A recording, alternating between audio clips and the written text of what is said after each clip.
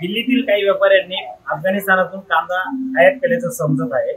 आधी निर्यात बंदीमुळे शेतकऱ्यांचं कोट्यवधी रुपयाचं नुकसान झालेलं असताना आणि देशांतर्गत शेतकऱ्यांकडे मोठ्या प्रमाणात कांद्याचा मुबलक साठा असताना परदेशातून कांदा आयात करणे शेतकऱ्यांचे विरोधी धोरण आहे।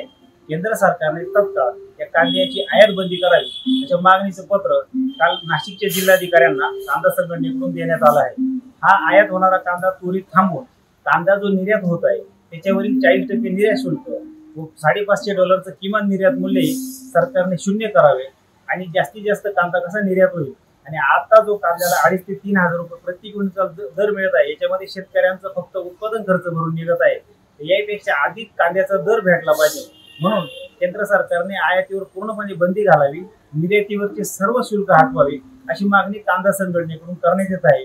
आणि केंद्र सरकारने हे आयातीला तत्काळ बंदी घातली नाही आणि कांद्याचे जर आता दर पडले तर मात्र महाराष्ट्रातील कांदा उत्पादक शेतकऱ्यांकडून रेल रोको, रास्ता रोको सारखी पूर्ण स्वरूपाचे आंदोलन केले जाईल याची दखल केंद्र सरकारने घ्यायची आहे। मागे झालेल्या लोकसभा निवडणुकांमध्ये कांदा पट्ट्यातून सत्ताधाऱ्यांना मोठा या कांद्याच्या शेतकऱ्यांच्या संतापाची लाट त्यांना बघण्याला मिळाली आहे आणि त्यातून मोठ्या कांदा पट्ट्यातील लोकसभेच्या जागा गमाव्या लागल्या आहेत। येणाऱ्या विधानसभा निवडणुकांमध्ये शेतकऱ्यांचं जर कांद्याच्या दर घसरणीतून नुकसान झालं तर याचा परिणाम जो आहे महाराष्ट्रातल्या विधानसभा निवडणुकांमध्ये कांदा उत्पादकांकडून नक्कीच गंभीर परिणाम सत्ताधाऱ्यांना भोगावा लागेल।